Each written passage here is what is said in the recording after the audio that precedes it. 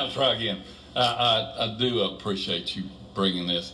Of course, as you read statistics about all that, of course, you and I both understand the guilt that we all share with those things. My wife was under all that. I'd come home from work, she'd be laying on the couch crying. Didn't know why. She couldn't figure. She'd say, I don't know why I'm crying. Been crying all day. She was under doctor's care. She took medicine. One of the worst parts, I guess, was toward the end. She was under the care of a psychiatrist that she was afraid of. I had to take her physically to take her there, but she'd become delusional and told things that didn't happen. And I got her help. The doctor asked me to commit her. You're aware of how committing a patient is horrible. And I refused to do that only because they basically arrest them, handcuff them, put them in a car. And in her state, I was afraid that would be the last straw. It was anyway. But, we do understand what's going on. I mean, I knew. I'd never dreamed that she'd do that. But it was a shock. And the psychiatrists and the counselors, there have been many, and I know you have had too, that told me basically once they decide to do that, there's nothing you're going to stop it. There's nothing will stop it. Now, she was depressed for the entire time we were married. It seemed to get worse as years went on.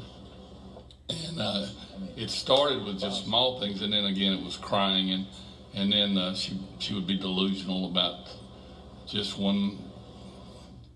tell stories that were so wild that I'd laugh until I realized she thought it was true.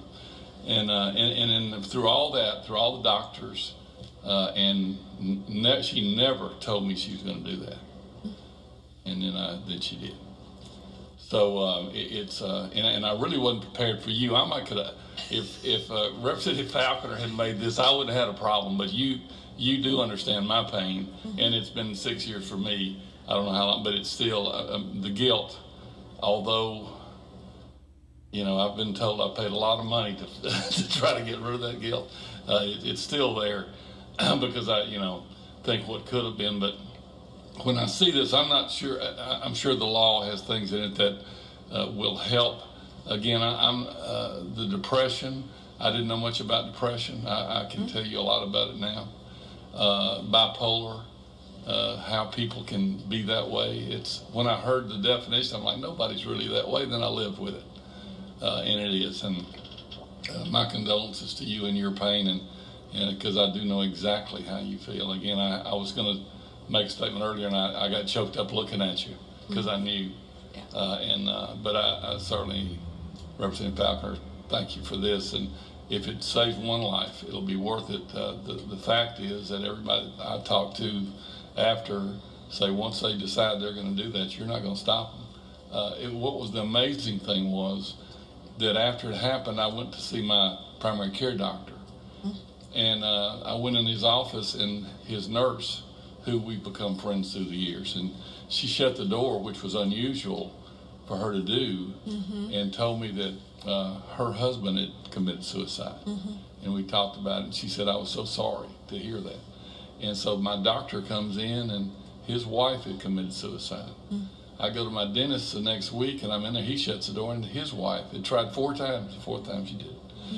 It's something we don't talk about. I try to because it helps sometimes, my feelings. And there's still rawness there, and I guess it will always be. Because I also had a son that was young that was involved in all that.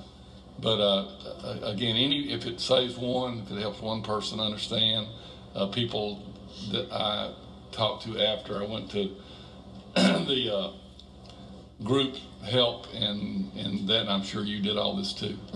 And I tried to help people with my pain, that how I did that, and there's really no way to help because you're hurt,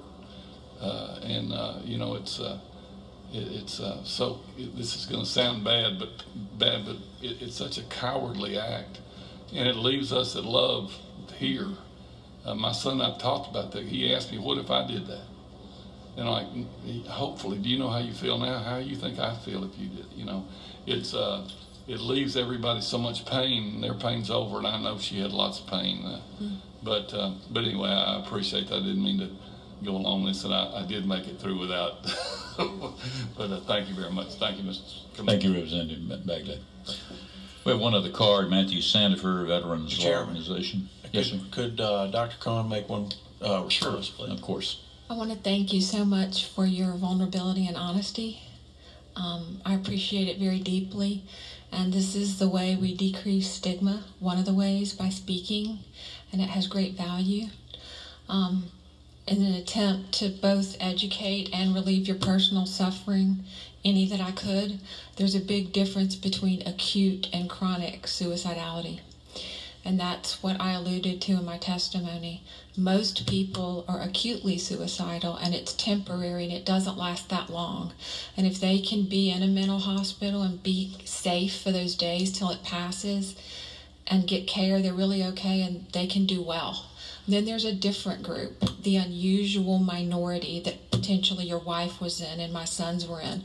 And that's chronic suicidality, where it is with them all the time. That's a different group. They're at higher risk and harder to treat, and it is the minority. So most people are acute, and if we can contain them and help them at that time, they're going to survive.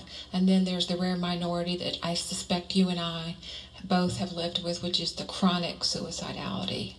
So I hope that helps you to know that, have that information, and I hope it helps the committee understand what we can do and how really 80% of people can be saved, or maybe higher. You know, these numbers are controversial, but the majority can, their lives can be saved and they can go on well. Thank you so much for your response, sir. Thank you, ma'am.